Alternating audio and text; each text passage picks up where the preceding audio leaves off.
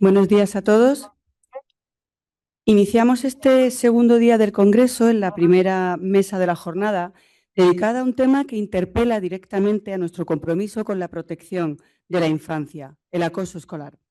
Un fenómeno que compromete la dignidad, el bienestar emocional y desarrollo de niños y adolescentes, que exige una respuesta integral por parte del derecho, de las instituciones educativas y de la comunidad en su conjunto.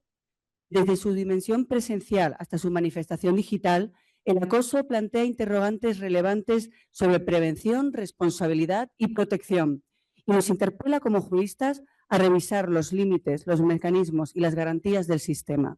Actualmente y ante acontecimientos recientes, vemos la necesidad de que los centros educativos y la comunidad en su conjunto vele por los intereses y derechos de los niños y adolescentes, estableciendo y apalancándose en mecanismos ya existentes que nos obligan a tener una visión más amplia sobre la responsabilidad penal corporativa en los centros educativos. Con ello contamos con 3 ponentes excepcionales. Voy a presentar ahora al primero de ellos. En primer lugar, el excelentísimo señor don Vicente Magro Servet, magistrado de la Sala Segunda del Tribunal Supremo, que abordará el acoso escolar y la responsabilidad penal corporativa. Vicente es habitual de conferencias, ponencias, publicaciones. Es uno de los principales profesores en este país sobre las periciales en materia de compliance en los procedimientos judiciales y la necesidad de que las empresas y las organizaciones mostrar cómo una pericial es efectiva en demostrar, evidenciar el sistema de gestión empresarial en materia de compliance. Sin más, Vicente, adelante. Muy bien, pues muchas gracias por la invitación a esta jornada y agradecer al CEU de Madrid, a la Comunidad de Madrid en este caso y al Centro de Estudios del ICAM, la organización también de esta jornada muy interesante. He preparado 50 diapositivas en el tiempo que se me ha concedido, entre 20 y 25 minutos, para luego ya pasar al coloquio de las cuestiones que quieran plantear. 50 diapositivas que entregaré a la organización para que puedan hacerla llegar a los asistentes en PDF, para que tengan documentación de lo que ahora voy a exponer, con lo cual en principio pues no hace falta que se tome nota de nada. Yo lo que voy a exponer pues lo voy a remitir a la organización para que se pueda en este caso distribuir a los asistentes. Nos encontramos en una situación muy complicada, una situación en donde hemos reflejado en textos doctrinales y en jurisprudencia nuestra del Tribunal Supremo la situación de violencia que nos encontramos en la sociedad, una situación de violencia que nos lleva a que entre 20 y 30% de recursos de casación que nos llegan al Tribunal Supremo están relacionados con conductas de carácter violenta. Y en materia de acoso escolar, tenemos que juntar el acoso escolar con 5 modalidades de acoso que se están produciendo ahora mismo en la actualidad, lo cual nos refleja una situación gravísima de pérdida de valores, de minusvaloración de la protección de la infancia y la adolescencia. Por mucho que se esté hablando de leyes que se están aprobando, que se está implementando, ahora mismo existe una grave situación de comisión por omisión en la desprotección de la infancia y adolescencia en los centros escolares por la conducta delictiva del acoso escolar y la falta de implementación, y lo digo así, de la Ley 8/2021 en cuanto exige la implementación y aplicación de protocolos y programas de prevención y compliance, ojo, que no es lo mismo que protocolos, para evitar el acoso escolar. Pero fíjense ustedes, nos encontramos con que se están produciendo en nuestro país actos de acoso del 172 ter, el conocido stalking. Nos encontramos con que se están produciendo actos de acoso sexual del 184, de acoso escolar del 173.1, de acoso laboral del 173.1.3 y de acoso en vivienda del 173.1.4. Nos encontramos con que se está creando un mundo de víctimas que están siendo acosadas. Y la pregunta que tiene que hacerse la sociedad ahora mismo es: ¿se está haciendo algo para evitar el acoso a las víctimas? Porque no basta solamente con la promulgación y aprobación de normas en el Código Penal.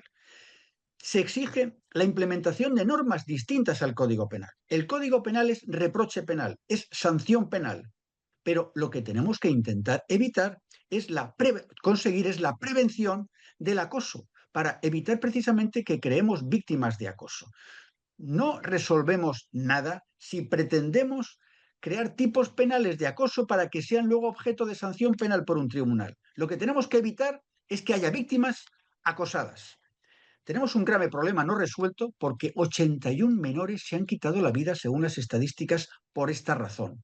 Y en 2024, 76 menores se quitaron la vida por todos los conceptos. Y esto hay que decirlo con la voz alta, porque parece que se está silenciando, o parece que se quiere silenciar, o parece que no se hable de este gravísimo problema de niños y niñas que se están quitando la vida por ser víctimas de acoso y por otras cuestiones. La pregunta es, ¿qué se está haciendo en la sociedad para proteger a los menores? Hay menores que están siendo víctimas y se están mirando hacia otro lado. No se adoptan medidas obligatorias de obligar a centros públicos, privados y concertados a que pongan programas de compliance. Ojo, no solamente protocolos, programas de cumplimiento normativo en evitación del acoso escolar. Y además, importante, designación de quién es el responsable de implementar el programa de cumplimiento normativo. Designación de quién es el responsable. Hay que hacer designación porque lo dice la Ley 8/2021 en este tema. La cuestión es, ¿debe actuar el derecho penal para que nuestros hijos no piensen en la muerte como solución ante el acoso escolar? Porque eso es lo que está ocurriendo. Las víctimas, los niños y niñas que se han quitado la vida, ojo, repito, que se han quitado la vida por no poder soportar el acoso escolar, tiene que llevar a una seria reflexión que todavía no se está haciendo, pese a las cifras estadísticas de niños y niñas que se han quitado la vida por esta cuestión. Por eso debe fijarse con claridad que la omisión de la implementación de un programa de cumplimiento normativo conlleva responsabilidad penal del centro escolar y de la persona encargada y designada de implementar estos programas. Claro, ¿acaso nos preguntamos si hay que advertir que se incurre en responsabilidad penal de responsables de los centros escolares para trasladar a la administración pública en enseñanza ahora mismo la necesidad de que hay que hacer algo para evitar el acoso escolar? Hay que poner encima de una mesa el mazo del Código Penal para recordar obligaciones que están en la Ley 8/2021 y que están en el Código Penal también. ¿Tiene que actuar el derecho penal para conseguir que los menores no se suiciden? ¿Es necesario? Esta es la pregunta que nos tenemos que hacer. Hay que actuar a prevención, no ex post, con una sanción penal que determine quién es el responsable del suicidio de un niño. ¿Qué drama o sufrimiento, nos preguntamos, puede llevar a un menor a quitarse la vida para no sufrir más? Fíjense, según la Fundación ANAR, el 70% de los menores con ideas suicidas había sufrido acoso escolar, con lo cual nos encontramos en un porcentaje elevadísimo del 70% de los niños que se han quitado la vida lo es por razón del acoso escolar. ¿Y qué pasa? El menor que sufre este acoso escolar se frustra porque comprueba que el centro escolar no le ayuda, que los acosadores persisten en su conducta. El menor no sabe qué hacer, no sabe a quién quejarse y no sabe qué respuesta puede dar, porque si se lo dice a sus padres o a alguien, pues piensa que se va a incrementar la agresividad, en este caso, contra él. Nos preguntamos también cómo puede estar un menor que sufre acoso para pensar en el suicidio como solución a su problema. El suicidio como solución al problema del acoso escolar. ¿En qué medida o en qué grado de frustración personal un niño o una niña tiene que llegar para que piense en la muerte como solución a su problema? Y las estadísticas nos lo dicen claramente. En este caso, la UNESCO dice que 1 de cada 3 estudiantes es víctima de bullying, de acuerdo con un informe que se elaboró y en un estudio muy elaborado de 17 años con entrevistas a menores de 144 países. Con lo cual es un estudio científico muy ajustado a la realidad que se está viviendo, en este caso, en el mundo. Y aquí hay también razones de odio. El acoso escolar está relacionado con el odio, porque se acosa al diferente, al menor que según los acosadores es distinto a ellos. Y por ser distinto a ellos le acosan para humillarle y en consecuencia le están discriminando. Con lo cual en el acoso escolar hay odio, odio al diferente. Los acosadores eligen quién es el diferente y le acosan por eso, porque le quieren discriminar y le quieren hacer daño, en este caso, al menor, porque no es igual que ellos, porque no es como los acosadores querían que fuera, en este caso, el menor acosado. Nos encontramos entonces en una situación con que también se sigue silenciando el odio, se sigue silenciando la discriminación. Y en el acoso escolar hay discriminación, en el acoso escolar hay odio. Con lo cual hay que actuar contra los grupos acosadores. Grupos acosadores que curiosamente también son menores y menores de 14 años. Hay acoso escolar por menores de 14 años. ¿Qué están haciendo los padres de los grupos acosadores? ¿Qué están haciendo los responsables de los centros escolares? Hay que tener tolerancia cero frente al acoso escolar, porque el acoso se hace en grupo frente a una víctima, como digo, a la que consideran diferente y a la que odian, y por eso le acosan. Además, el acosador es cobarde. El acosador es cobarde porque se agrupa para atemorizar más a la víctima, para que la víctima se sienta más indefensa y para que no sepa reaccionar.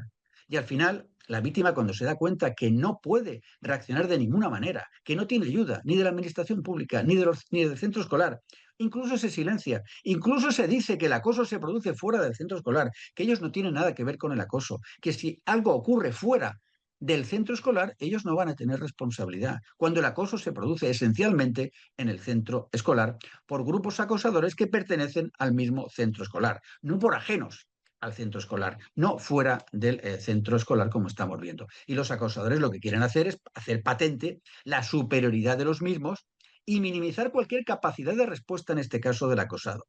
Y sobre todo hacer ver al diferente que lo es y provocarle un daño psicológico terrible al menor acosador que entre en depresión y que le lleve al suicidio, que le lleve a la muerte. Y es entonces cuando ocurre el suicidio del menor, cuando empezamos a hablar del tema, cuando se rasgan las vestiduras, cuando se empiezan a quitar responsabilidades los que son responsables de que este niño, este menor, se haya quitado la vida.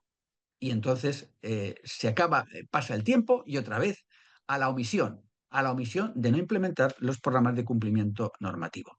El acoso moral, dice la doctrina y decimos en la jurisprudencia, es acoso psicológico, que es más dañino, como sabemos, que el físico. Y lo hemos dicho en muchas sentencias de la Sala Segunda del Tribunal Supremo, el terrible daño que causa el psicológico, mucho más que el físico. Del físico lo ves, lo compruebas y puedes saber cómo defenderte. Del psicológico puede que ni siquiera te des cuenta que estás siendo víctima de daño psicológico, como pasa con frecuencia en la violencia de género, como pasa en la violencia de género con la violencia psicológica del 153.1 del Código Penal o la violencia psicológica continuada, que es precisamente la que se está produciendo en el acoso escolar, una violencia psicológica continuada que lleva a la frustración al menor, que lleva a la depresión al menor y que lleva al menor, en algunos casos que han ocurrido, en este caso, al suicidio.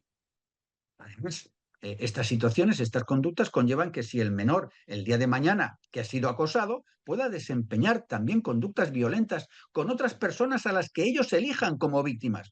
Cuando el menor ha sido víctima de acoso, puede el día de mañana, cuando es mayor, elegir sus víctimas y responder en otras víctimas que él crea todo aquello por lo que él ha sido victimizado. No es un patrón general, pero en este caso puede ocurrir y la doctrina así lo refleja en este caso.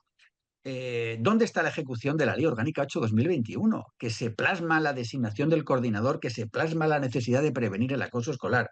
Es preciso sacar a la luz lo que está ocurriendo.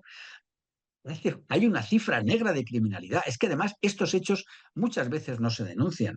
Y hay que evitar el acoso escolar porque afecta a la personalidad del menor, afecta a su desarrollo escolar y afecta a una posible conducta violenta del acosado en el futuro, como digo, para crear víctimas de lo que él han sido, o ella ha sido víctima de acoso durante su juventud, como estamos viendo. Según la UNESCO, sufrir acoso afecta al compromiso de continuidad en los estudios, no solamente en conductas suicidas, que tenemos en cifras muy elevadas, porque supone un entorno escolar inseguro que conlleva evidentemente un rendimiento académico muy deficiente.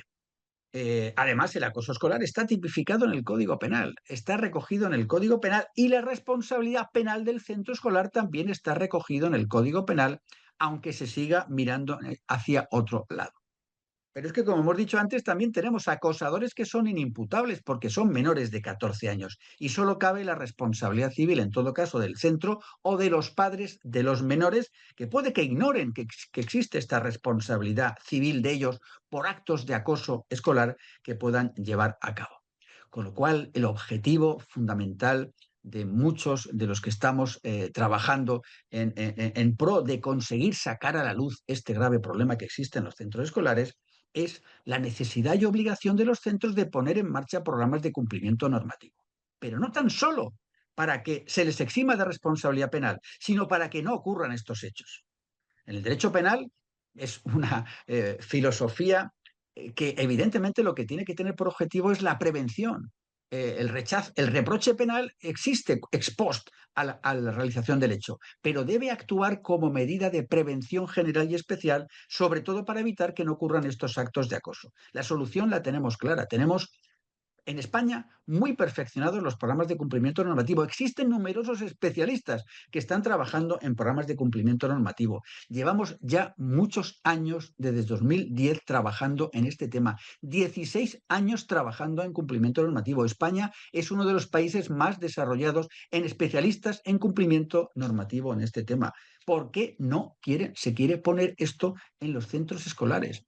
¿Por qué se siguen mirando hacia otro lado como estamos hablando? Y además no se trata de poner como estamos viendo, no es que aquí tenemos un protocolo de prevención del acoso escolar. No, eso no exime de responsabilidad criminal. Y no solamente es que no exima de responsabilidad penal, es que eso no acaba con el acoso escolar como estamos viendo.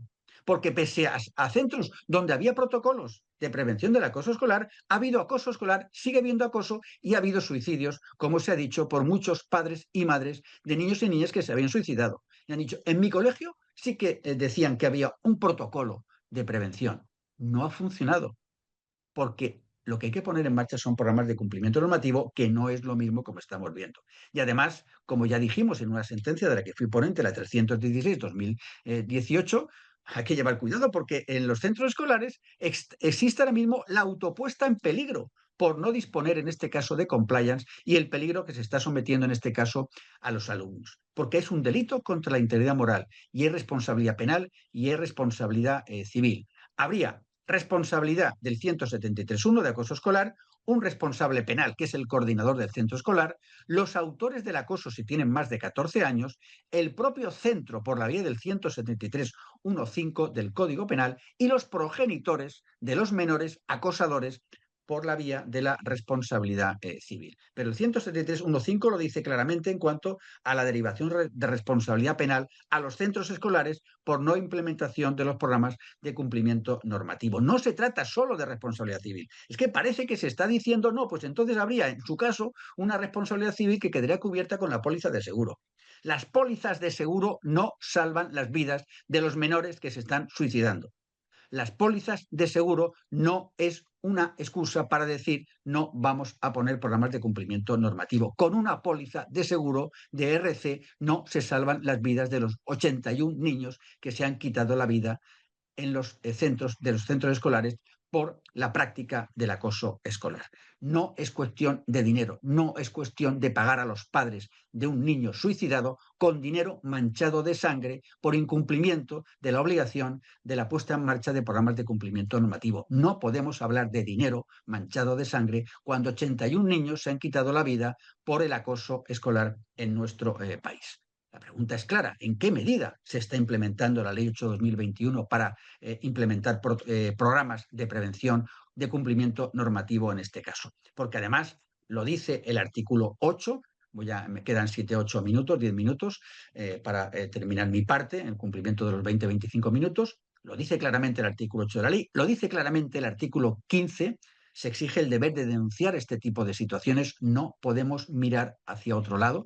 Lo dice el artículo 16, que es obligación de denunciar en los centros escolares los actos de acoso escolar. Hay que tener, artículo 17, canal de denuncias para que se pueda denunciar anónimamente el acoso escolar. El Pacto de Estado contra la Violencia de Género de 27 de febrero del 2025 recoge en el punto 315 que hay que diseñar nuevos mecanismos seguros para que niños, niñas y adolescentes puedan denunciar situaciones de violencia. ¿Se está haciendo?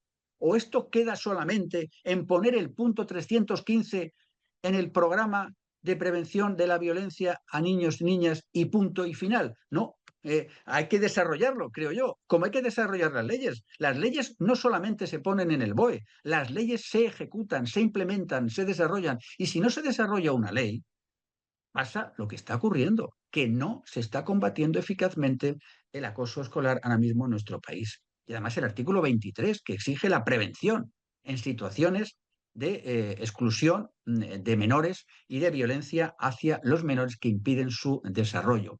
Y esto es obligación en los públicos, en los privados y concertados. Esto no es cuestión de que solamente haya que poner programas de cumplimiento normativo en determinados centros, en todos, en los privados, en los públicos y concertados? ¿O acaso tenemos una protección a los menores en 2 o 3 direcciones? ¿Se protege más al menor según el tipo de centro donde esté escolarizado?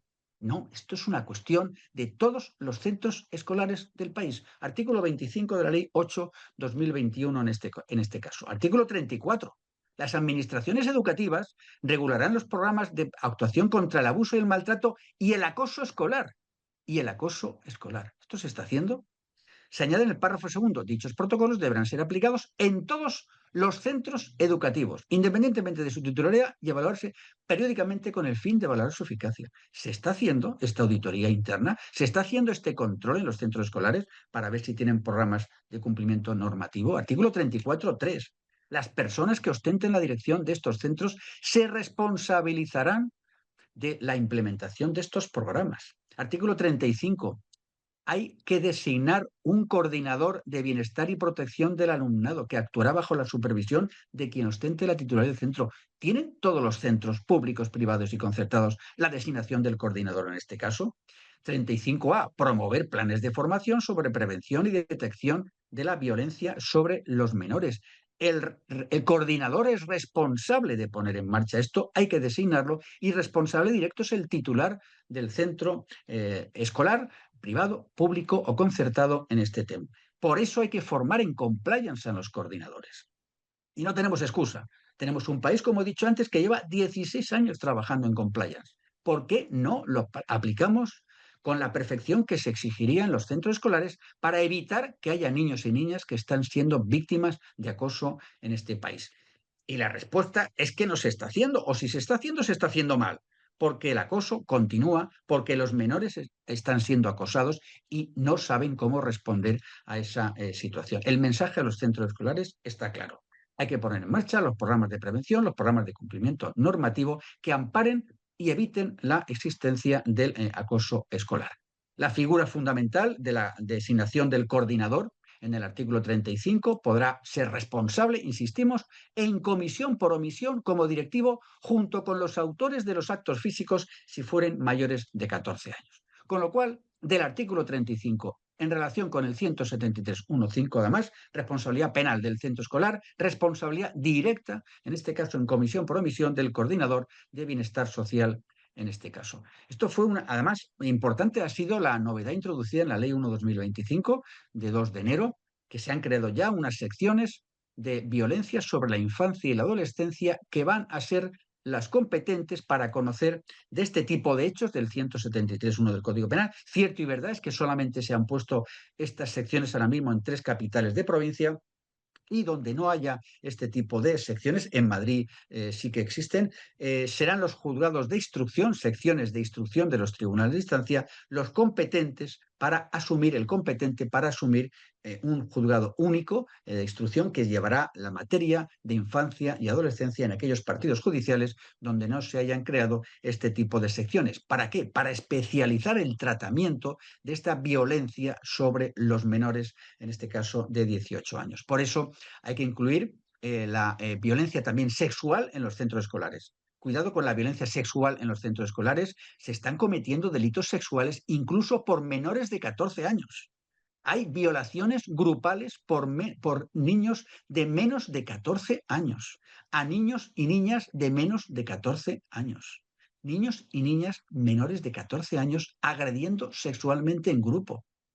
¿Qué situación nos encontramos ahora mismo? ¿Cuál es la razón de todo ello, que no sería objeto de este debate, de esta mesa? Los móviles, el iPad, el acceso tan libre que existe a Internet por parte de los menores. En Australia, ya se ha dicho, no hay móviles a menores de 16 años. Y nadie se ha rasgado las vestiduras. Nadie ha dicho absolutamente nada en contra. ¿Por qué? Porque están ocurriendo hechos sumamente graves en donde hay que buscar responsables humanos y responsables físicos. ¿Por qué se está teniendo acceso con tanta facilidad a la pornografía, a la violencia sexual? Están produciendo situaciones que nunca han ocurrido en ningún lugar del mundo. Agresiones grupales sexuales de niños de menos de 14 años. Tremendo. Con lo cual, es necesario los programas de prevención que estamos diciendo. En una sentencia de la que fui ponente en el Tribunal Supremo, la 495/2019, se detectó un hecho de agresión sexual continuada a una niña en su casa porque el centro escolar tenía un protocolo de detección de agresiones sexuales. Y a los niños en ese día les dijeron, pinta en un dibujo lo que más te molesta ahora mismo. La niña pintó a su padre, a la pareja de su madre divorciada que le agredía sexualmente. Y eso alertó al tutor, llamó a la Guardia Civil y acabó detenido. Si no hubiera puesto en marcha el protocolo en el centro escolar, esa niña hubiera siendo agredida sexualmente por la pareja de su madre. Y el protocolo de detección de acoso sexual en el centro escolar evitó esta continuación. El acoso, para terminar ya, no es un acto aislado, es un acto continuado, lo cual perpetúa el acoso escolar y conlleva a la frustración y a la depresión, en este caso, del menor. Y en cuanto al requisito del beneficio directo e indirecto que permite derivar responsabilidad penal al centro escolar, es evidente, lo hemos recogido ya en alguna sentencia, que no solamente exige que sea directo, que puede ser indirecto, el beneficio del ahorro del coste de no implantarlo. Yo entiendo que claro que existe un beneficio del centro por esa abstención y mirar hacia otro lado, de no querer saber nada de una obligación ex lege que está en la Ley 8/2021. Con lo cual, claro que hay un beneficio indirecto y hay un vínculo de causalidad entre la omisión de poner en marcha los programas de cumplimiento normativo y la comisión de los actos de acoso contra otros niños y niñas que se están produciendo en los centros escolares. Con lo cual, y ya termino con esto, hay responsabilidad penal del centro, no cabe el abstencionismo ante una obligación que se exleje, está tipificado en el 173.1.5 y hay comisión por omisión del coordinador. Muchas gracias.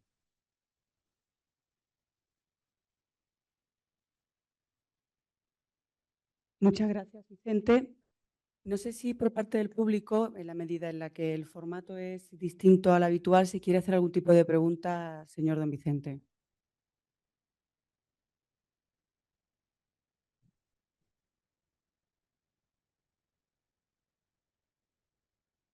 Pues al final de las ponencias, si queréis. También. Sí. Vale, pues si os parece lo dejamos para el final de la ponencia.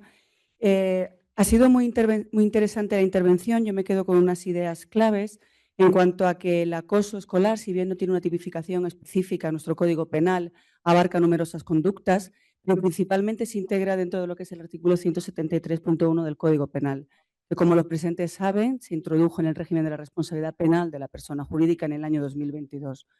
Yo creo que don Vicente ha puesto de manifiesto una grave situación que tenemos en nuestro país y en el entorno, que va más allá de la experiencia física, sino también digital, que se extiende de los centros educativos y que requiere una respuesta cada vez más contundente para poder adecuarnos a la nueva realidad social. A ello, y si bien la responsabilidad se apalanca en lo que son los delitos de comisión por omisión del artículo 11, ese deber de evitar el resultado es el que va a llevar a esa responsabilidad al centro educativo, vinculándolo, relacionándolo con lo que es la responsabilidad penal de la persona jurídica del artículo 31 bis.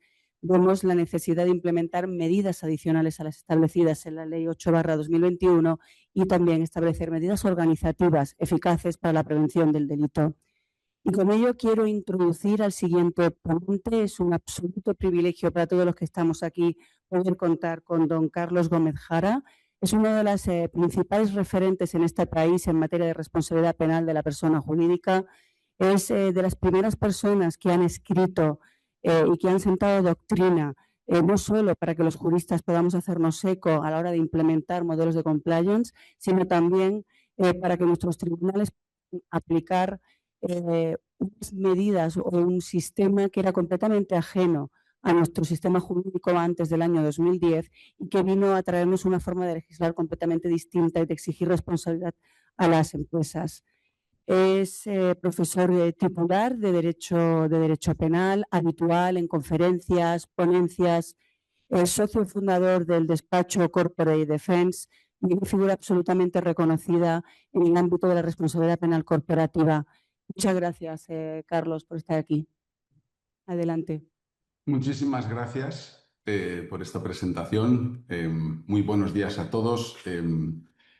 Al igual que he podido escuchar la ponencia de mi querido Vicente Magro, con el cual he compartido panel en varias ocasiones, en este tema, y no solamente panel, sino también inquietudes sobre la necesidad de actuar.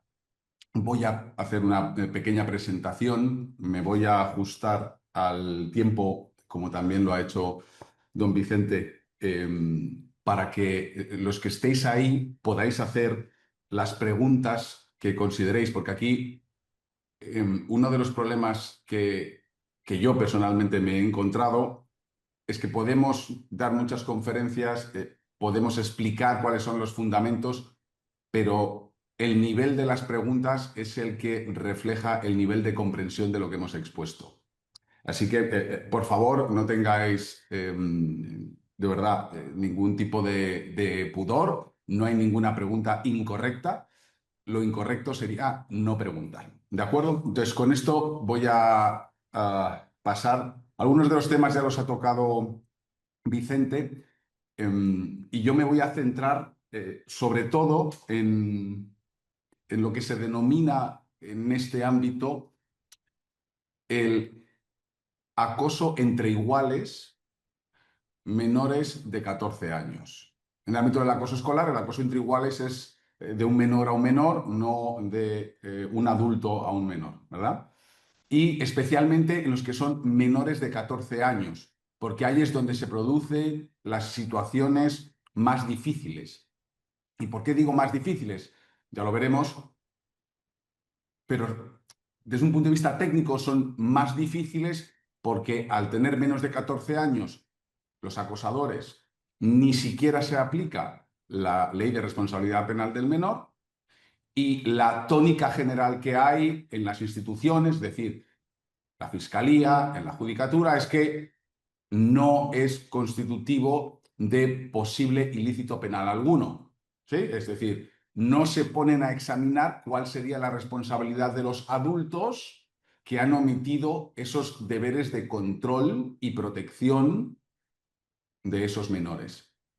Directamente se archivan, no siguen adelante. Bien, ¿y por qué entiendo que esto es uno de los temas más relevantes? Porque cualquiera de vosotros pone ahora mismo en internet suicidio, acoso escolar, como ha comentado antes Vicente, y lo primero que os va a salir son noticias de menores de 14 años que se han suicidado. ¿Por qué? Porque los menores de 14 años, o rozando los 14 años, 10, 11, 12, 13, 14, por ahí, son menores que todavía no han desarrollado herramientas psicológicas de autoprotección. De tal manera que cuando sufren episodios de acoso escolar, ellos conciben el mundo así. Entienden que así es el mundo. No entienden que eso es una situación transitoria que va a pasar al colegio. No, no, no. Ellos interiorizan que el mundo es así. Y a partir de ahí se les genera la siguiente pregunta, y es, ¿cómo paro esto? Yo puedo decírselo a mis padres, se lo digo al colegio, no importa, no está parando, no está parando. Entonces, en términos, digamos, de los mayores de edad que estáis ahí sentados, imaginaros que todos los días os llevaran a Guantánamo. Por la mañana, a las 8 de la mañana, os cogen, os llevan a Guantánamo, os torturan y os recogen a las 5 de la tarde. Porque ese es otro de los grandes problemas, y es la obligación de acudir al centro escolar.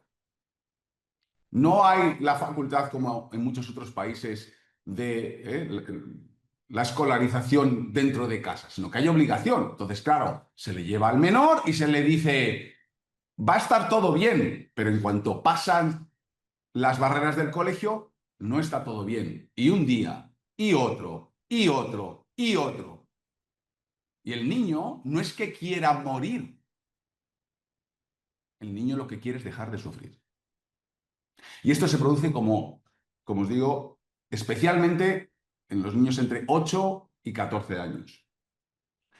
Una par de estadísticas demoledoras. El suicidio infanto-juvenil es la primera causa de mortandad en personas entre 15 y 29 años.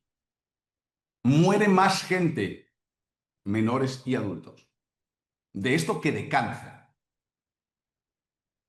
Deberíamos decir, tenemos un gran problema. Segunda estadística, y ahora ya voy a empezar a descender a temas procesales, porque Vicente ha hecho una exposición, como siempre, magistral, globalista, que aborda todos los temas. Yo me voy a intentar centrar en algunas cuestiones procesales porque creo que son muy importantes. La Fiscalía General del Estado, que la Fiscalía en general en este ámbito es extraordinariamente importante, ya que por un lado la Fiscalía hay una parte que se llama la Fiscalía de Protección, que es para protección de menores, etcétera, etcétera, y por otro lado la que inicia asuntos penales. A lo largo de 100 años de historia, el año pasado es la primera vez que publica en su memoria cuántas denuncias hay de acoso escolar. Memoria del año 24 que se publica el año 25. Igual va un poco tarde, menos mal que lo está haciendo. Pero es que de estas denuncias, de las 1.196 denuncias que se refieren, son denuncias que los fiscales han tenido que recoger a mano porque en las aplicaciones informáticas que hay para ver cuántos delitos hay, ni siquiera hay una pestañita de esto. O sea, que estos son fiscales que realmente se lo están tomando, digamos, a pecho y muy en serio de reportar que esto está ocurriendo. ¿De acuerdo?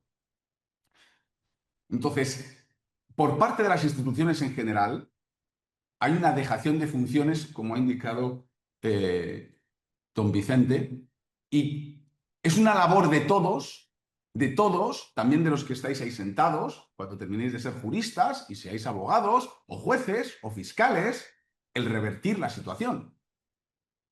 Por una razón muy sencilla. Es que los niños no pueden revertir esa situación. Es decir, entre adultos, cuando se producen determinadas situaciones, siempre hay unas facultades de autoprotección fuertes. Los niños no. No van a ver, nadie de los aquí presentes, una marcha tipo 11M, todos los niños en la Castellana desfilando diciendo estamos muriendo como chinches. No. Sí que se va a ver con mujeres reivindicando acoso escolar, acoso sexual, acoso laboral, etc. No, no lo vais a ver con los niños. Con lo cual, si no lo hacemos nosotros, ellos no pueden hacerlo. Entonces, hay una necesidad, desde mi punto de vista, imperante de aplicar las herramientas jurídico-penales que ya existen, que serían mejorables. Y Vicente ha referido una serie de mejoras y todos podríamos decir, es que se puede mejorar, sí, pero vamos a aplicar lo que hay. Porque lo que hay es que hay responsabilidad penal de los centros escolares. Vamos a aplicarla. No vamos a decir, bueno, es que tendría que estar mejor configurada y ya dentro de 5 años, cuando esté todo cambiado, bueno, pues entonces lo aplicamos. No, no. Hoy existe en el Código Penal, apliquémoslo. Hoy existe la figura del coordinador de bienestar y protección en la LOPIBI. Apliquémoslo. Hoy existen multitud de ejemplos donde hay situaciones de inimputabilidad de menores donde se imputa y condena a los mayores de edad que están en una posición de garante respecto de sus actuaciones. Los ejemplos más claros, ha referido uno Vicente, es en el ámbito de los progenitores que tienen conocimiento de que el otro progenitor, en el caso que lo ha puesto, la madre que tiene conocimiento de que la pareja está abusando de su hija. Responde la madre como cómplice. ¿De acuerdo? Entonces, apliquemos lo que tenemos. Apliquemos lo que tenemos.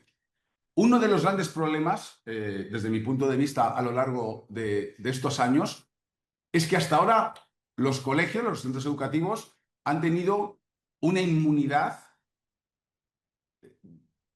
desde mi punto de vista, que no se justificaba. Es decir, hemos hablado de los protocolos, ¿verdad?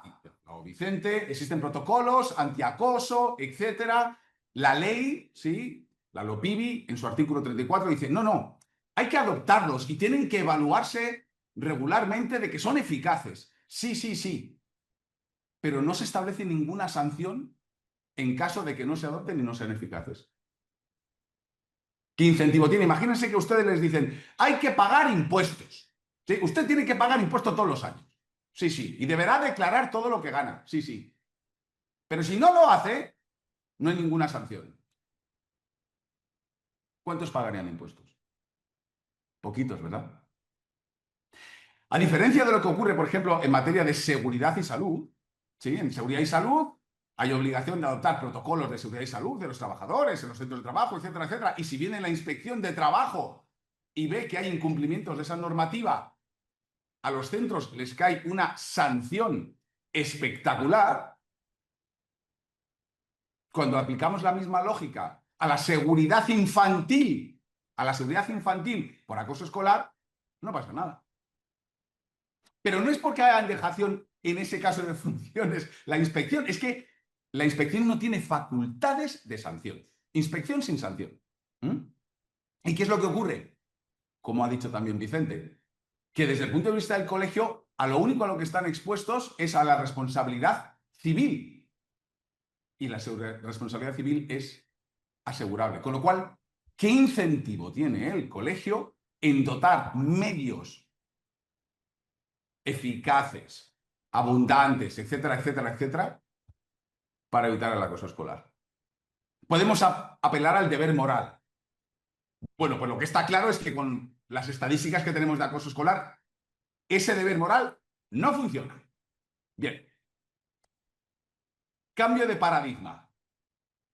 Ley del año 2022, la famosa ley del solo sí es sí, conllevó muchos problemas, pero una de las cosas que hizo fue reformar el artículo 173 del Código Penal, introduciendo la responsabilidad penal de la persona jurídica en ese artículo 173. ¿Por qué es importante? Porque, como ha explicado Vicente, el artículo 173 es donde está el delito de trato degradante, que es el delito donde generalmente se ubica el acoso escolar. Hay muchos otros tipos y los ha comentado, pero tradicionalmente, lo refiere así las circulares de fiscalía y muchas resoluciones judiciales, es lo que se considera un tipo de arrastre, es decir, cuando no caben otros, siempre queda el delito de de trato degradante. Bien, pues hay un cambio de paradigma y a partir de los hechos que se suceden octubre de 2022 en adelante, se pueden subsumir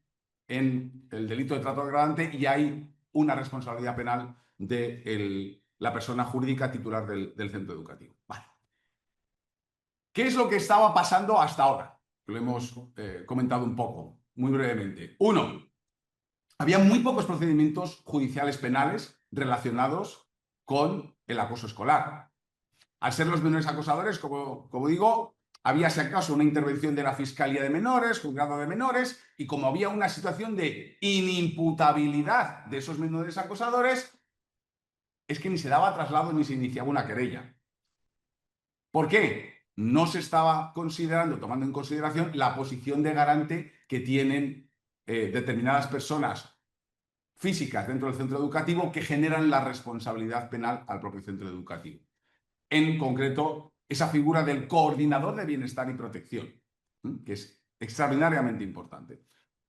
Y tercer tema, el status quo. La inspección educativa solo tenía facultades de inspección sin sanción, con lo cual toda la investigación y sanción se relegaba ¿a quién? Al centro escolar. Se pueden ustedes imaginar lo que pasaba, ¿no? Hay un ocultismo y cualquier persona que haya tenido contacto con colegios que abren protocolos de acoso habrán visto el grado de ocultismo increíble que se genera, porque ellos quieren manejar lo que conoce cada persona interviniente. ¿Cuál es el cambio? Como digo, reforma 10/2022, se introduce responsabilidad penal de la persona jurídica. 2, hay una posición de garante de control y de protección, ahora lo veremos, respecto de centro educativo que se delega en el coordinador de bienestar y protección. Y en general, ¿cuál es la lógica que se tiene que adoptar? Digo aquí, equiparación de violencia de género con violencia contra la infancia. Y algunos dirán, ¿pero qué barbaridad es esa, profesor Gómez Jara? Bueno, no son mis palabras. El Comité de Derechos del Niño de la ONU del año 2018 dijo España tiene muy buenas leyes de violencia de género y debería proteger la infancia como protege la violencia de género o como, digamos, persigue la violencia de género. Y ese fue el acicate, exposición de motivos, lo pueden ver, no me crean, mira en la exposición de motivos de la LOPIBI, para crear la LOPIBI del año 2021. Que el Comité de Derechos del Niño de la ONU le tuviera que decir a España qué es lo que estaba haciendo mal. Y que tenía que equiparar la protección que otorgaba a las mujeres con la protección que se otorga a los niños. De ahí viene. Si adoptamos una perspectiva similar a la que se adoptan los juzgados de violencia de género, en la violencia contra la infancia, verán cómo esto cambia rapidísimamente. Rapidísimamente. Yo creo que ese sería quizás uno de los... la prueba del algodón. Oye, ¿cómo estamos tratando esto? ¿Cómo trataríamos a una mujer, ¿sí?, que viene y denuncia una situación de violencia de género? ¿Cómo la trataríamos? Orden de protección, inmediatamente investigación, viene a declarar. ¿Cómo tratamos a los niños que vienen y denuncian esta situación? Vamos a intentar tratarles igual, porque adicionalmente los niños, sobre todo, como digo, entre 8 y 14 años, tienen una situación de especial vulnerabilidad, porque ellos por sí mismos pueden hacer bien poco, ¿no? Con lo cual, desde el punto de vista de las herramientas que tenemos hoy en día, ¿cómo tendrían que actuar los tribunales de justicia cuando se recibe una denuncia por acoso escolar? 1, inmediatamente tomar declaración como investigado al centro educativo. 2, tomar declaración como investigado al coordinador de bienestar y protección. Y 3, solicitud de modelo de prevenciones de compliance. ¿Por qué digo esto? Porque esto es el ABC de lo que pasa con las personas jurídicas. En la Audiencia Nacional, en el momento en el que hay una querella con contra una persona jurídica, es el sota, caballo y rey. Se le toma declaración a la persona jurídica, se les toma declaraciones a las personas que pueden generar esa responsabilidad para la persona jurídica y se solicita el modelo de compliance. ¿Por qué vamos a actuar diferente cuando son colegios? La perspectiva, si quieren, es un poco similar a lo que ocurre, si alguno de ustedes ha estudiado los temas de siniestralidad laboral, a cuando hay accidentes de trabajo en un centro, incluso cuando es un centro educativo. ¿Qué es lo primero que se hace? Tomar declaración al coordinador de seguridad y salud. Eso es lo primero.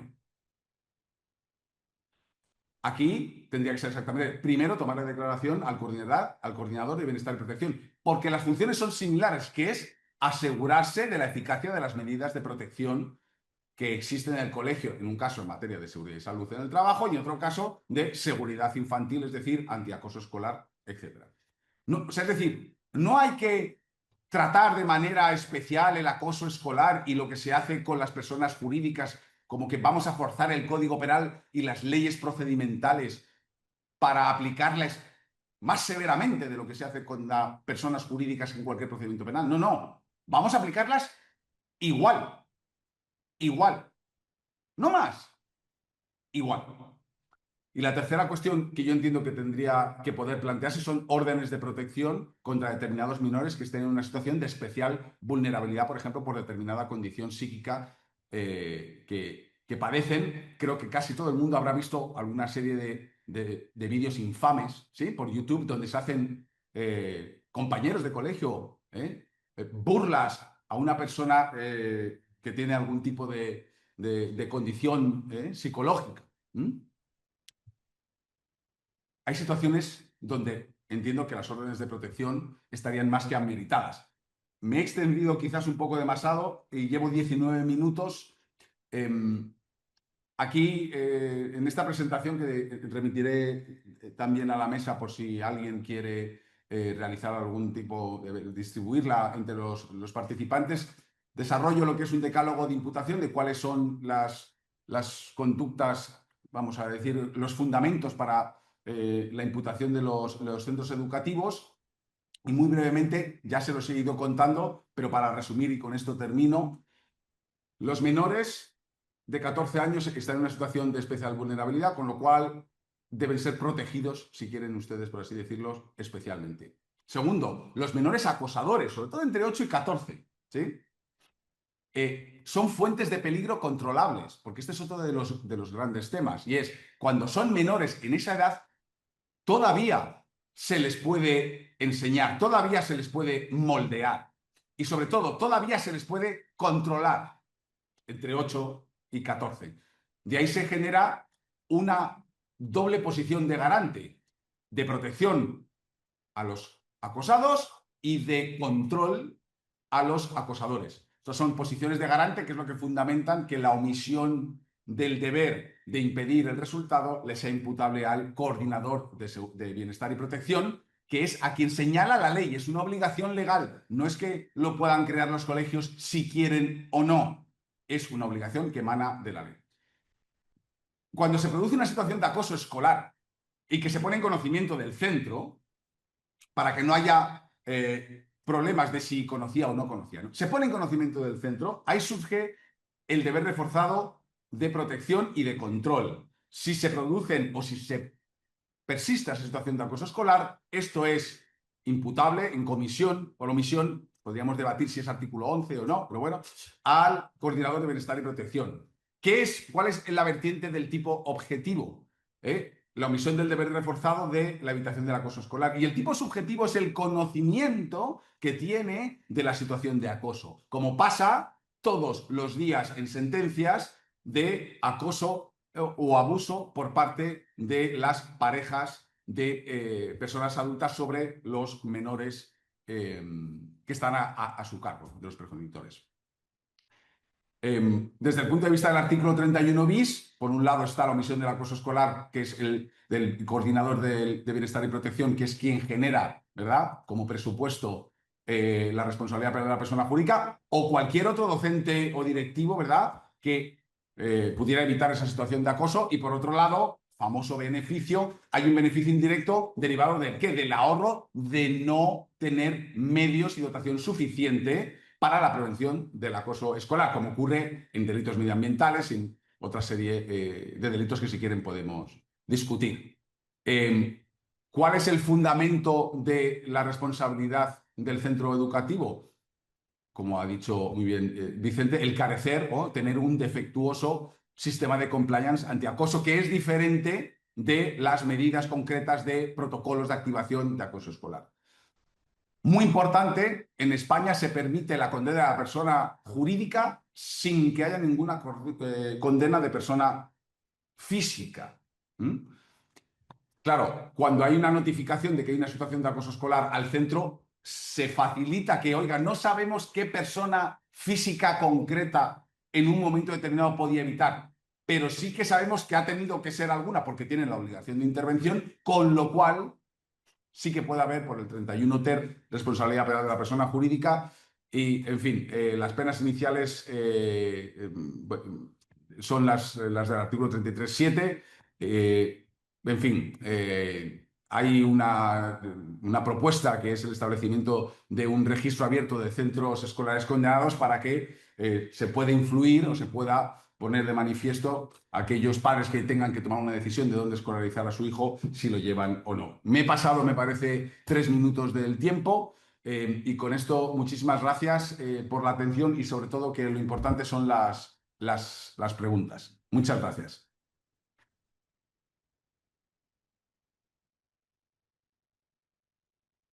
Muchas gracias, Carlos, por darnos esa visión tan completa sobre el Estado y el cambio de paradigma en materia de acoso escolar y cómo el derecho penal tiene que activar los mecanismos de respuesta, equiparándolo a otras respuestas que ya vienen dándose en nuestro ordenamiento jurídico. Y la importancia, ¿no?, de cómo implementar esos modelos de compliance que van mucho más allá de los protocolos establecidos en la Ley 8/2021. No sé, Carlos, si te puedes quedar hasta el final de la ponencia o abro el turno de preguntas. Y que me había quitado el audio. Si pudiera ver las preguntas ahora, lo agradecería muchísimo.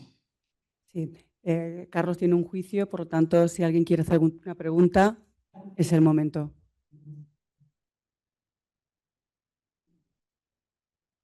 Para Carlos, vamos a dejar este pequeño espacio si hay algún tipo de pregunta para Carlos.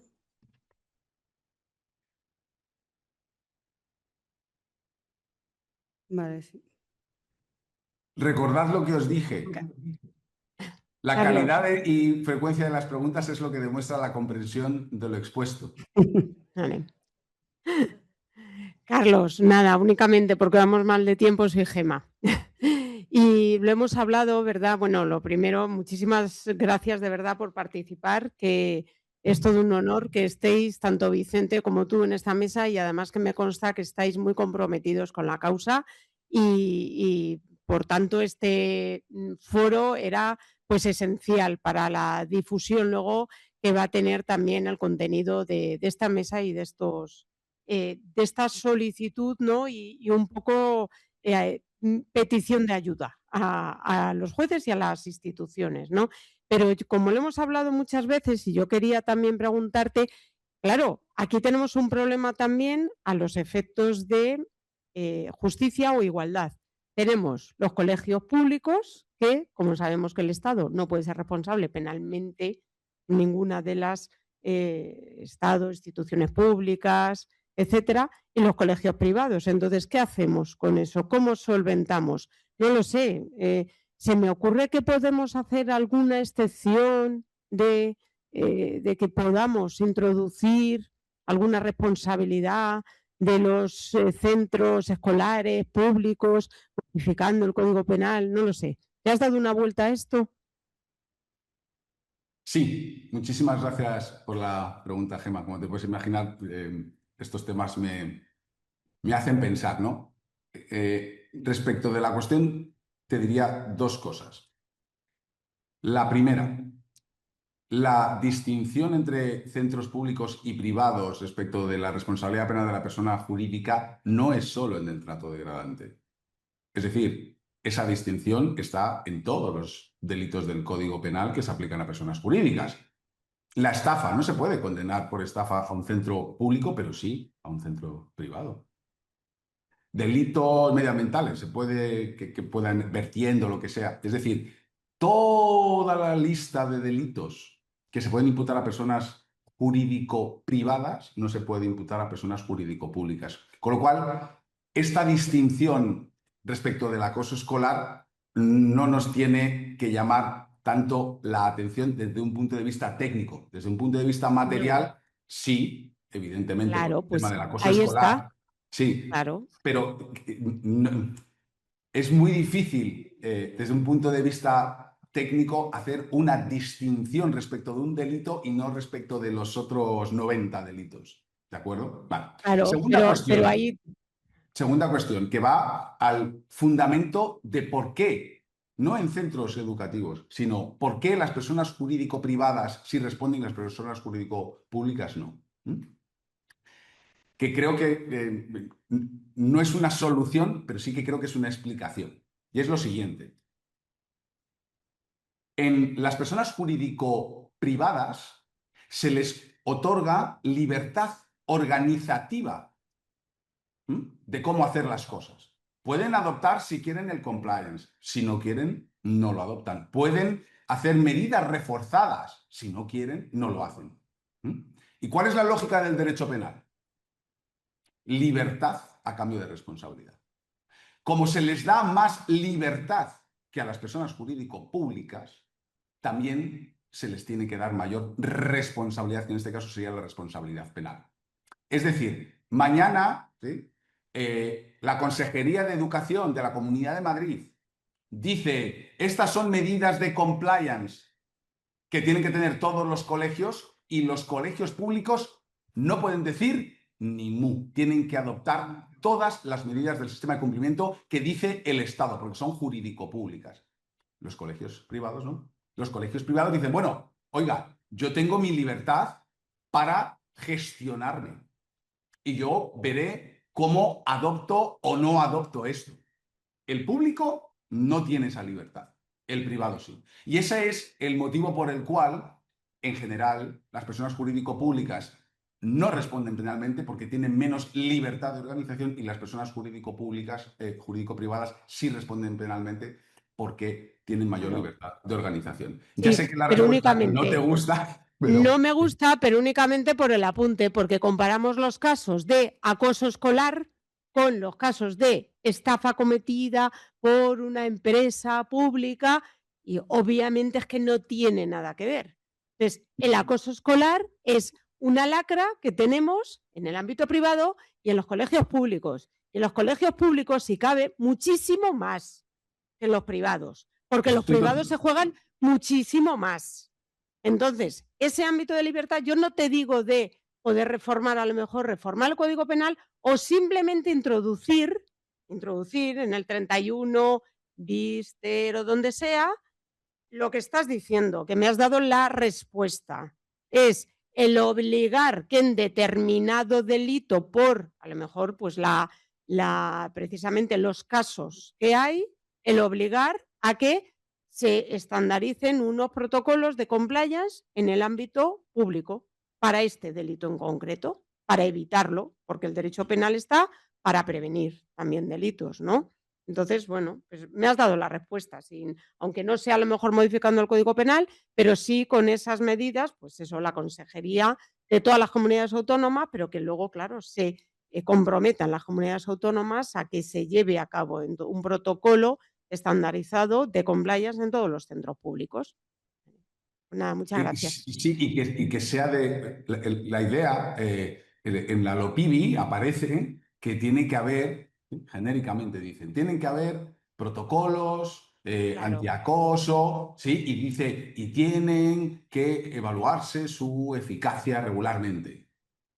Claro. Pero Que si se no los haga. hay Claro, y no se valora su eficacia, no pasa nada. claro. Y No ese es pasa el nada, claro. Y es lo que debería pasar, aunque fuera medidas administrativas o por quien no lo ha tomado, por el director del colegio, por quien fuera.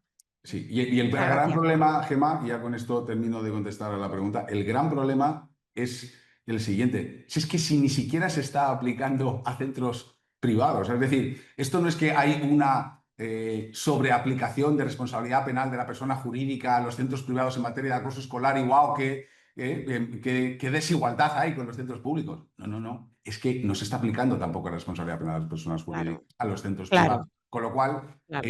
es preocuparnos por algo que sí, efectivamente, es importante. Yo creo que tiene esa explicación teórica, pero que estamos a años luz de que Ujú. constituya realmente un motivo de desigualdad potente, digamos. Muchas gracias, Carlos. La verdad que tu ponencia es excepcional. Gracias. Gracias. Para finalizar la mesa tenemos a Noelia Álvarez Romera, abogada de Écija, especializada en Derecho Penal y Procesal Penal. También es profesora de la Universidad San Pablo CEU en Derecho Penal y Procesal Penal, además con la que tengo el placer de trabajar. Y nos va a hablar sobre el deber legal de la cultura del cuidado, compliance y protección de la infancia en los centros educativos. Gracias, Noelia. Muchas gracias, Silvia. La verdad es que no deja de imponer comenzar mi intervención después de haber intervenido dos maestros como los que han hecho, pero bueno, en fin, lo vamos a intentar. Quiero, en primer lugar, dar las gracias al CEU por invitarme a este congreso, por dejarme formar parte de esta familia, que ya es familia, como dice el título del congreso, a Gemma por invitarme y por todo, y a Silvia por haberme presentado de esa forma y bueno, porque como notaréis a lo largo de la intervención, aparte de también maestra, profesional y de compañera, es amiga. Sin embargo, en esta presentación que ha hecho Silvia, ha omitido una parte muy importante de lo que soy. Soy abogada, soy profesora y sin ánimo de parecerme en lo más mínimo a nuestra ministra Mónica García, soy madre. Soy madre de un niño y de una niña y los dos están en edad escolar. Además son pequeños, a los que me conocéis lo sabéis. Y ello hace que tanto yo, madre, como mi marido, padre, nos levantemos y nos acostemos todos los días de nuestra vida con un miedo atroz a que a nuestros hijos, que son lo que más queremos en nuestra vida, les pueda pasar algo malo en aquel lugar en el que nosotros hemos decidido meterles. Las madres y los padres tomamos una de las decisiones más difíciles de nuestra vida a la hora de elegir el centro escolar, el centro educativo, el colegio al que llevamos a nuestros hijos. puesto que estamos dejando, como les decía, lo que más queremos de nuestra vida todo el día, desde que entran hasta que salen, en manos de alguien a quien en principio no conocemos y en un lugar en el que en principio no estamos. Es por esto que en esta elección siempre buscamos un lugar que nos garantice, antes incluso que una excelencia académica, que nuestros hijos estén seguros y, lo que es más importante de todo, que sean felices, que cuando van a ese centro escolar no vayan a Guantánamo cada mañana, como decía el profesor Gómez Jara. Y por ello, y por si no fuera posible, los miedos que intrínsecamente tenemos las madres en el momento en el que nace el primero de nuestros hijos tenemos, además la vida profesional me ha llevado a ponerme frente a frente y cara a cara con todos esos riesgos a los que mis hijos, los hijos de todos y cualquier niño en este país puede enfrentarse todos los días cuando va al colegio, a su centro educativo, a su centro escolar. Y es que hace unos años, en la Comunidad de Madrid, se dio el caso de una niña que en un colegio fue supuestamente abusada sexualmente por uno de sus docentes. Yo cuento este caso porque es el que llegó a mi despacho. Sin embargo, me consta que hay muchos más casos de sospechas de que ocurren este tipo de sucesos en centros escolares. Cuando llegó este caso a nuestro despacho, lo que nos pidió el cliente, que en este caso era el centro escolar, fue que hiciéramos una auditoría externa desde nuestro despacho a ese centro educativo para ver cómo tenía implementado todo lo que ellos llaman sistema de ambientes seguros, que es el prolegómeno de los sistemas de compliance que estamos hablando en esta ponencia y del que abordaré más detalladamente posteriormente.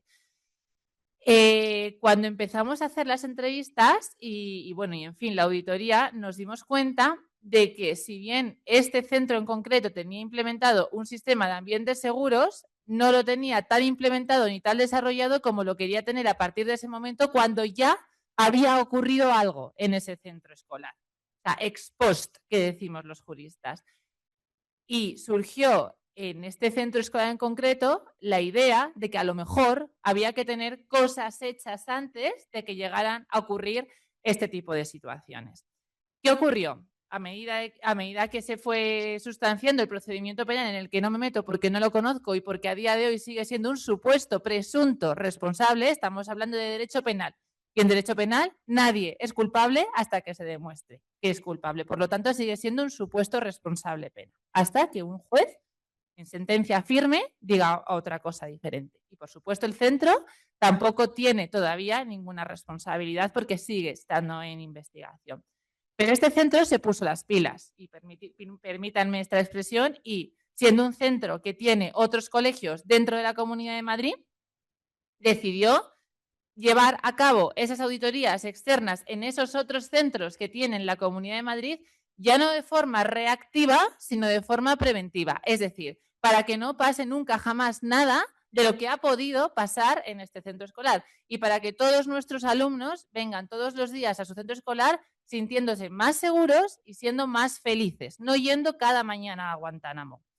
Empezamos a hacer las auditorías de los demás centros escolares y nos dimos cuenta de que no podíamos centrarnos únicamente en la revisión de lo que ellos llamaban como sistemas de ambientes seguros, sino que teníamos que ir un pasito más allá, y pusimos encima de nuestra mesa la LOPIBI. La LOPIBI, de la que hemos hablado en las jornadas de ayer y en las jornadas de hoy también, con las dos ponentes anteriores a mí, es la Ley de Protección General a la Infancia. Es una ley sumamente relevante en la que no solamente habla de aquellos casos de abusos sexuales, como en inicio nosotras habíamos empezado a auditar e investigar en este caso, sino que hay otro montón de riesgos a los que todos nuestros hijos y a todos los menores se enfrentan todos los días en sus centros escolares, y riesgos además que, como la sociedad avanza, avanzan junto con la sociedad. Estoy convencida de que a mis padres nunca les preocupó un ciberacoso. A mí me aterra que a mis hijos les ciberacosen, por la especial, y esto siempre lo digo en clase, por la especial impunidad que le da, o la sensación de impunidad que le da al acosador que lo hace a través de una pantalla y que no hace nada más que notar un comportamiento especialmente cobarde, desde mi punto de vista. Entonces empezamos a hacer esas otras auditorías en esos otros centros de esta unidad formativa. Y nos dimos cuenta de que si bien tenían un montón de cosas implementadas, un montón de cosas estructuradas a nivel de prevención, porque a este centro le preocupa mucho este asunto y son cumplidores, tenían mucho desorden, mucha desorganización y me parece que es un reflejo de lo que pasa en la generalidad de los centros educativos de la Comunidad de Madrid, que ahora se están poniendo las pilas y que ahora con contrataciones como la nuestra o con medidas complementarias están empezando a ordenar lo que ya tenían en materia de prevención. Y nos dimos cuenta de que muchos de ellos no eran conscientes del amplio elenco de riesgos a los que se pueden exponer todos los menores que van todos los días a esos colegios. Y en esto es lo que quiero basar mi intervención.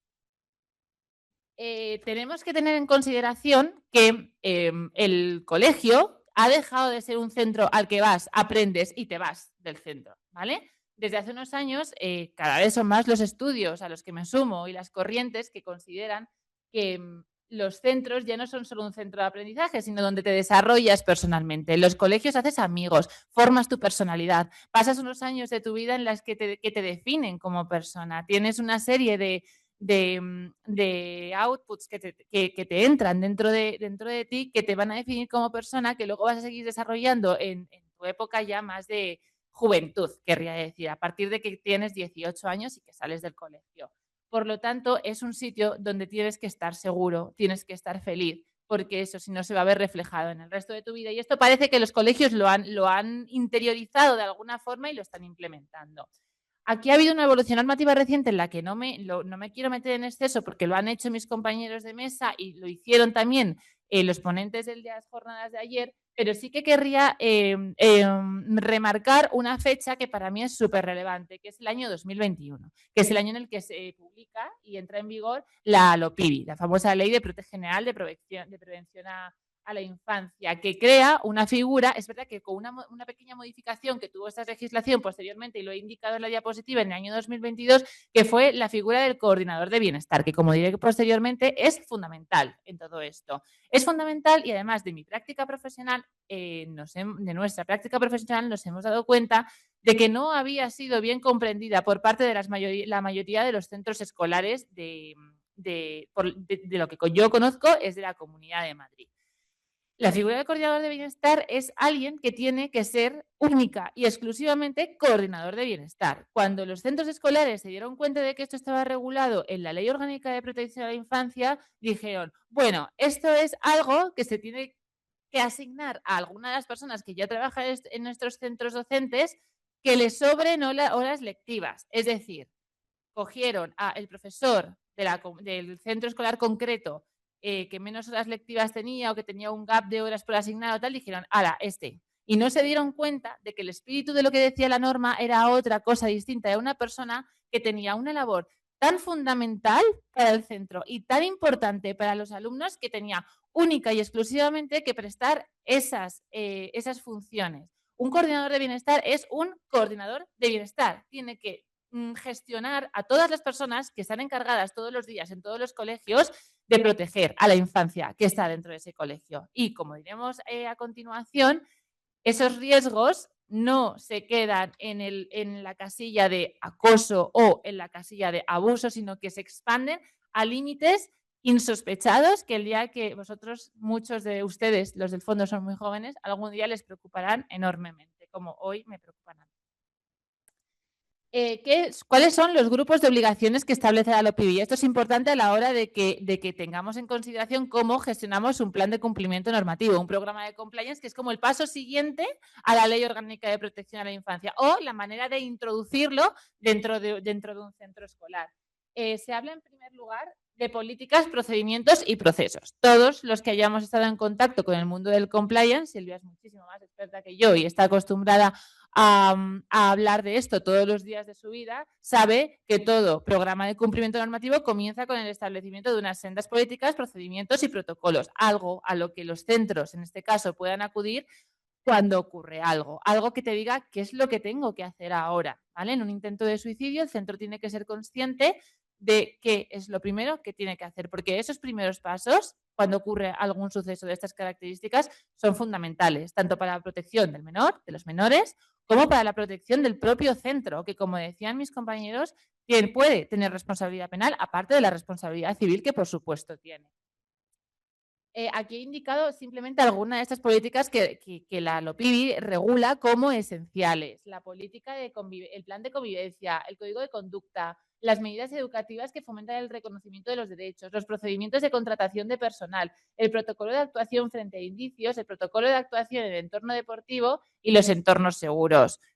Una novedad fundamental de esta ley es que regula específicamente un plan de convivencia concreto para los entornos deportivos.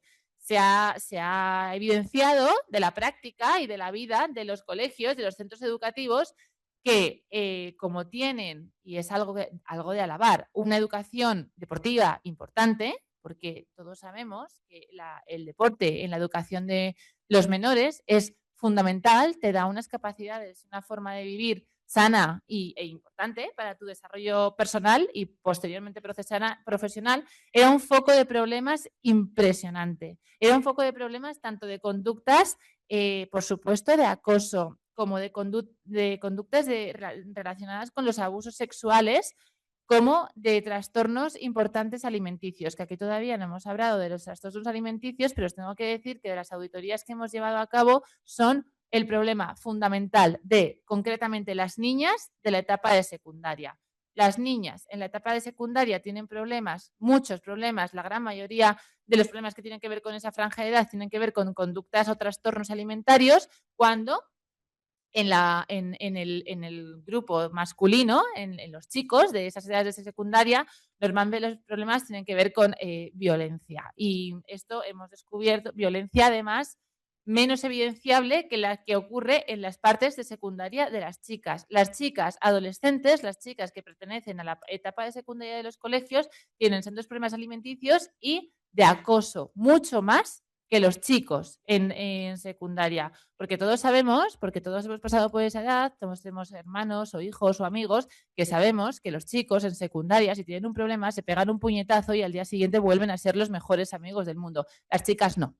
Las chicas lo guardan, las chicas le hacen un trato a otra chica distinto y las chicas tienen más tendencia a tener problemas con temas alimenticios. Y eso puede parecer una anécdota, pero hay un alto porcentaje de los intentos de suicidio de niñas que ocurren en esas edades que tienen que ver con esas circunstancias, porque son circunstancias más calladas, más discretas, que no se ven a primera vista. Si tú ves en un patio de un colegio a un chaval pegándole un puñetazo a otro, a los 2 minutos están jugando al fútbol. Una niña no. Una niña se va a su casa con ese problema dentro de ella, no se lo dice a nadie y a lo mejor a los 2 meses se ha intentado tirar por la ventana y nadie se había dado cuenta. Pues todas estas políticas y estos protocolos están encaminados precisamente a que alguien se dé cuenta, a que surjan en el centro escolar y a las personas encargadas de ello, como el coordinador de bienestar, todos esos indicadores de riesgo, que es la palabra técnica que utilizamos para definirlos, que digan, que hagan saltar alguna de las múltiples alarmas que un centro escolar debe tener. Algo que alguien le haga ver que esta niña tiene un problema y nadie se está dando cuenta,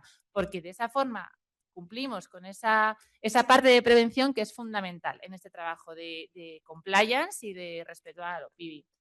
El segundo bloque de las obligaciones que contempla esa legislación para los centros educativos tiene que ver con la estructura de prevención y protección, los órganos, el coordinador de bienestar. Como os decía, hay un coordinador de bienestar y hay un coordinador de bienestar específico para el deporte, por estas circunstancias que os decía anteriormente.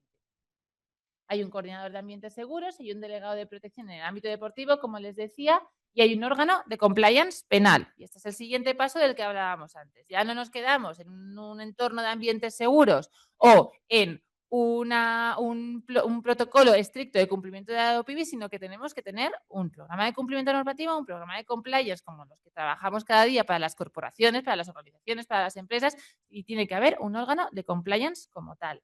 El tercero de estos bloques tiene que ver con los canales de comunicación fundamentales. De nada sirve que un colegio, que un centro tenga implementado un sistema de compliance o un sistema de prevención de la infancia súper seguro y muy bien implementado dentro del colegio si no existen canales de comunicación que hagan que todos los niños, personas, adolescentes que formen parte de esa comunidad educativa o de ese centro en concreto no tienen esos canales para llegar a alguien que les escuche. parece que esto es muy fácil. Oye, a este niño o a este joven se le dice que tiene que decírselo a esta coordinadora de bienestar y punto. Eso no es tan fácil. Estamos hablando de personas menores de edad y, sobre todo, y me vuelvo a centrar en la época de la adolescencia, que es especialmente peligrosa, estamos hablando de conductas que a lo mejor a la persona que está siendo acosada o abusada sexualmente o que está teniendo un problema de un trastorno alimenticio, le da vergüenza hablar de ello. Le da vergüenza, le da miedo o fomenta todavía más esa inferioridad con respecto a los demás que ella siente. Por lo tanto, esos canales tienen que estar muy cuidados, muy formados, muy informados a la generalidad de la comunidad educativa para que sean de utilidad. Tiene que haber un sistema interno de información como tal, como el de las organizaciones que tienen un plan de compliance como tal, y tiene que haber canales de formación específicos pensados en esas personas concretas. Luego lo abordaré de una forma más detallada, pero en el caso en el que yo tengo experiencia de los centros escolares, se optó por un buzón anónimo en cada pasillo de cada centro donde los niños o jóvenes de forma anónima escribían en un papel qué les estaba pasando y lo metían en ese buzón. A ese buzón solamente podían acceder las personas encargadas de ese bienestar. En última instancia, por supuesto, el coordinador de bienestar. Un canal no solamente es una cosa, un objeto físico como un buzón. Hay personas que son canales de comunicación. Cada una de las tutoras o de los tutores de cada centro escolar del conjunto de colegios que yo conozco son canales de comunicación. ¿Esto qué quiere decir? Que si yo, alumna, tengo un problema, puedo ir a esa persona de mi confianza a expresarle lo que me pasa y eso en sí se considera un canal de comunicación. En centros escolares determinados, por ejemplo, estoy pensando en un caso de un centro escolar que pertenecía a una congregación religiosa, se decidió, para tener todavía más cuidado con lo que podía llegar a pasar, contratar un canal de comunicación, de información externo al centro. Es decir, algún sitio fuera de toda la comunidad educativa, concretamente incluso fuera de toda esa congregación religiosa, a la que yo pudiera comunicar todo lo que me estaba pasando sin tener miedo a represalias del centro, a vergüenza del centro, a que la gente que me conozca sepa que tengo este problema. Hay miles y miles de formas y todas son válidas, de tal manera que cumplan con el objetivo de que a alguien le llegue esa comunicación. Y en último lugar, y por supuesto para mí, de las más importantes, las obligaciones relacionadas con la formación. Una vez más, de nada sirve que tengamos un protocolo de compliance, un sistema de protección a la infancia perfectamente implementado y establecido dentro de un centro escolar si no se ha formado al respecto para ellos. Yo me acuerdo cuando empezamos a llevar a cabo esas auditorías externas que hablábamos con el coordinador de bienestar, que se enteraba en ese momento que era coordinador de bienestar, qué es lo que era un protocolo de compliance, que era un canal de comunicación, donde estaban los códigos que tenía implementados el centro. O sea, no vale de nada que un programa de compliance, y esto a nivel educativo y a nivel de cualquier tipo de organización, esté perfectamente documentado y perfectamente guardado en la estantería del jefe o del máximo director de una organización, o en este caso de un centro escolar, si nadie ha formado a los miembros de esa comunidad sobre ello. No vale de nada, es papel mojado, es compliance de papel, como dice en alguna ocasión la jurisprudencia. Por lo tanto, tiene que formarse tanto el personal como los alumnos. Los alumnos tienen que saber lo que pueden hacer dentro, lo que pueden hacer y lo que les pueden llegar a hacer y qué pueden hacer ellos una vez que les hagan algo de eso. Si no tienen esa formación, esa seguridad y están correctamente informados, ese programa al final no va a valer para nada. ¿Por qué un centro escolar tiene que tener un compliance? Aquí les he intentado reflejar, y me estoy pasando del tiempo, las ventajas y los inconvenientes, ¿vale? Que yo creo que solamente pasando por ellos estarán todos ustedes de acuerdo conmigo en que es fundamental.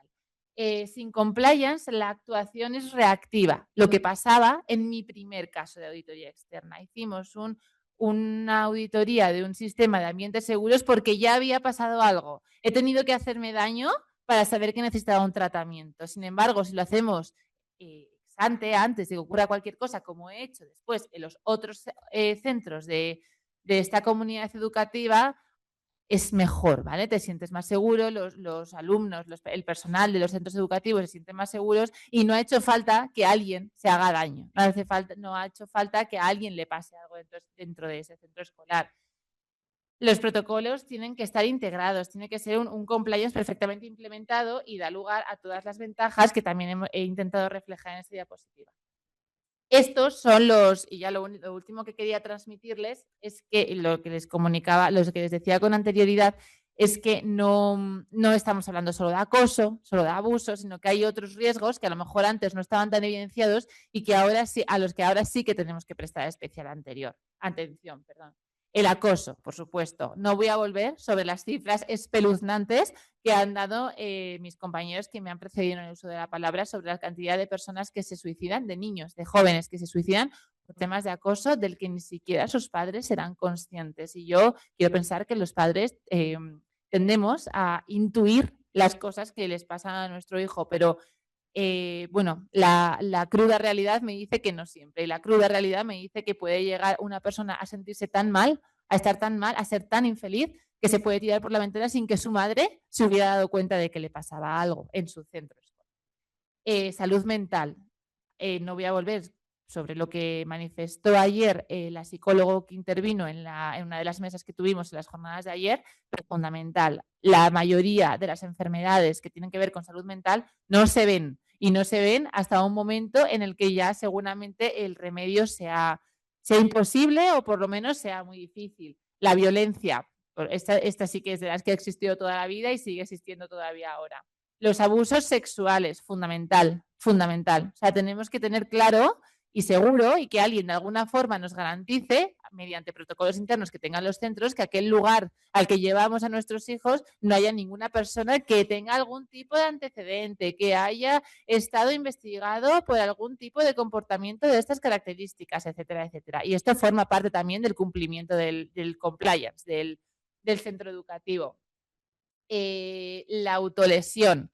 Antes del suicidio, uno de los indicadores de riesgo que estamos viendo cada día más en los centros escolares a nivel compliance son autolesiones. Hay jóvenes que antes de llegar al suicidio se sienten tan mal, son tan tremendamente infelices por algo de lo anterior que les haya pasado que proceden a realizarse autolesiones de alguna forma. Nosotros en el compliance de los centros escolares lo tenemos tildado o caracterizado como uno de esos indicadores de riesgo que pueden llevarnos a pensar que esa persona tiene un problema y que, bueno, que hay que tratarlo y que se tienen que activar internamente los protocolos del centro educativo relacionados con compliance para tomar cartas en el asunto antes de que pueda pasar algo más grave con esa persona. Y las enfermedades alimenticias, ya lo he adelantado con anterioridad, pero está casi a nivel de acosos, de los casos de acoso escolar, donde por supuesto meto el ciberacoso, que para mí es el más peligroso de todos ellos, porque no se ve todavía menos que el acoso normal. Las enfermedades alimenticias está al nivel, ¿vale? O sea, sobre todo, como les decía con anterioridad, en las edades de la adolescencia femenina es súper peligroso. Y es un reto muy grande para un sistema de compliance de un centro educativo establecer una serie de protocolos que sean capaces de prevenir esos comportamientos. Porque eso, si el acoso no se ve, eso se ve todavía menos. Y además suele ser algo que cuando tú intentas ayudar a la niña en concreto, bueno, al niño también hay casos de chicos, pero muchos menos, la respuesta primero de la niña es súper reactiva, dice que para nada, que ya no es así, porque ella lo que siente en realidad es vergüenza de este tipo de comportamiento y las primeras reacciones de las familias suelen ser igualmente reactivas, porque también sienten esa vergüenza y piensan que eso en su casa nunca podría llegar a pasar y muchísimo menos a su hija. No, a mi hija no le pasa nada de eso, simplemente tiene un poco de ansiedad por el colegio y por no sé qué. Entonces, estos protocolos a veces se encuentran con esos escalones en el camino que hacen que sea todavía más complicado. Por lo tanto, tienen que estar correctamente implementados, formados, informados y comunicados para que sean de utilidad. Este es un ejemplo de análisis de riesgos que nosotros hacemos en centros escolares. Se pone en relación el impacto que puede tener ese comportamiento con la probabilidad, puede ser alto impacto, baja probabilidad, viceversa o igual, ¿vale? Alta.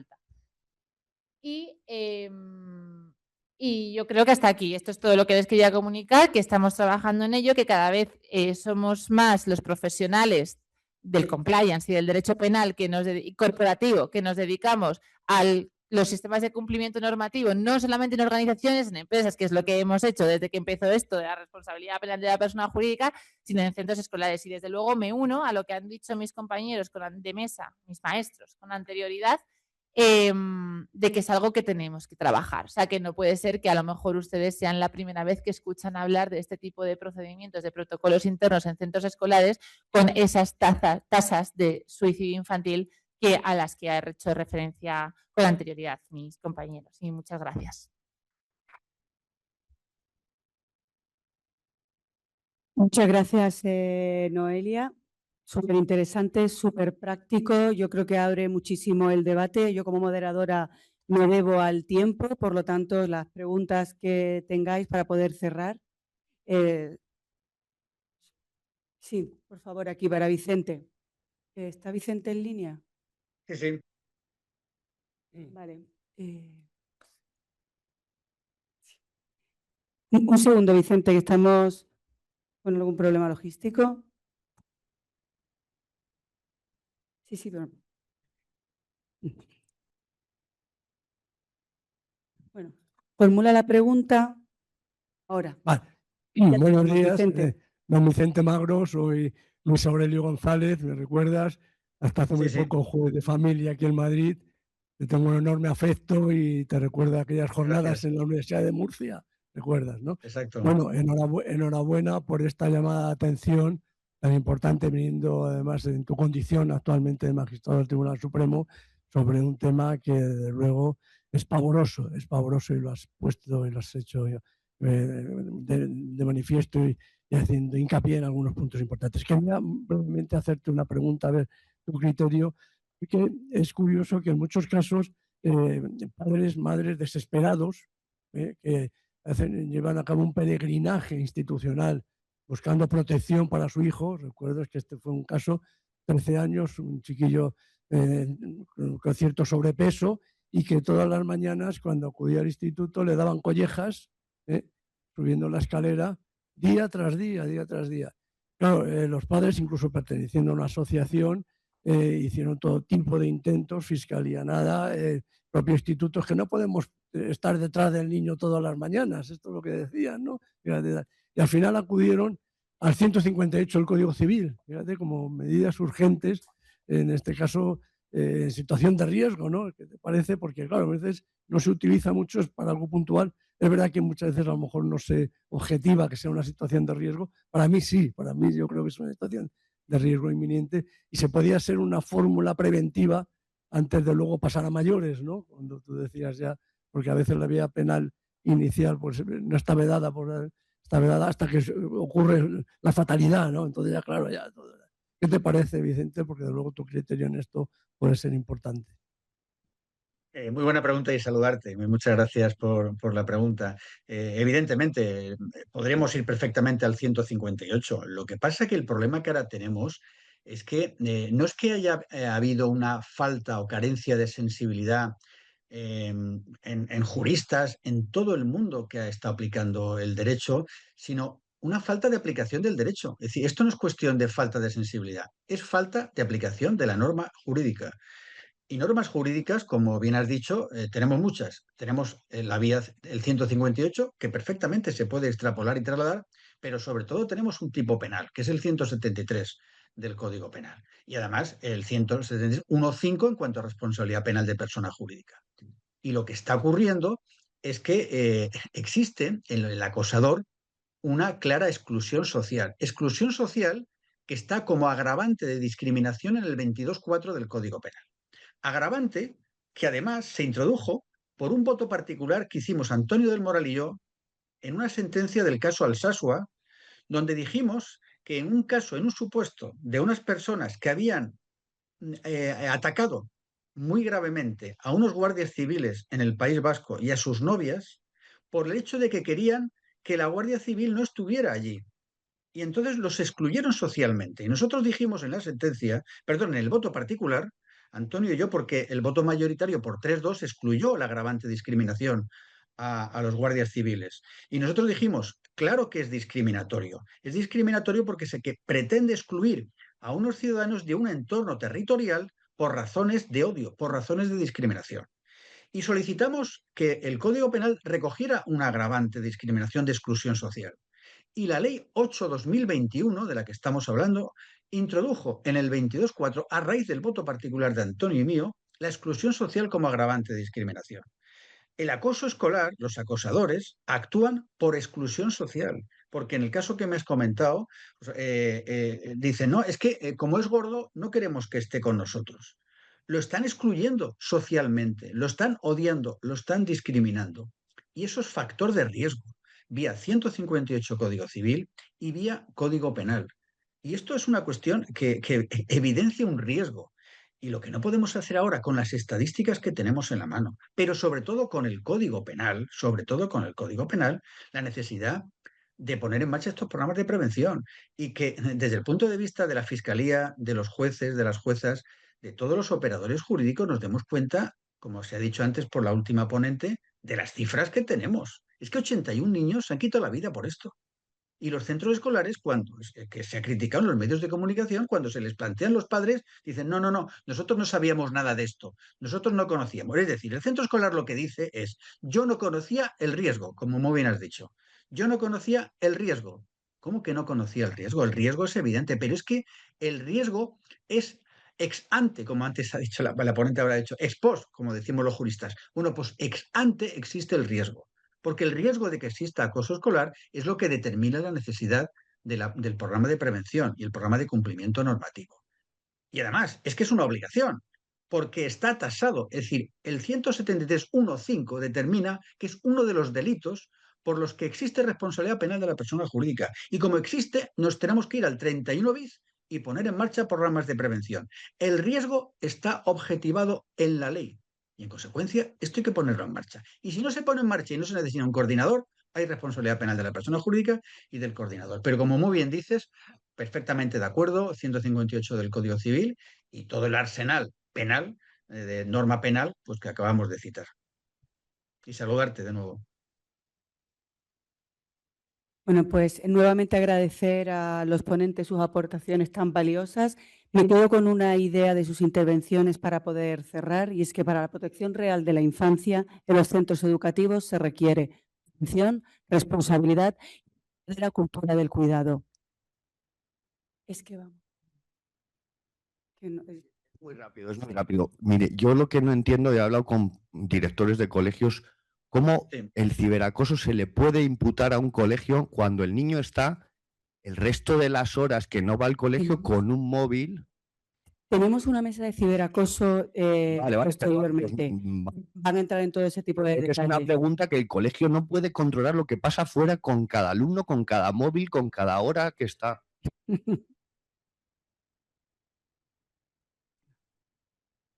Ahora lo abordamos en una de las siguientes mesas, que es uno de los grandes puntos.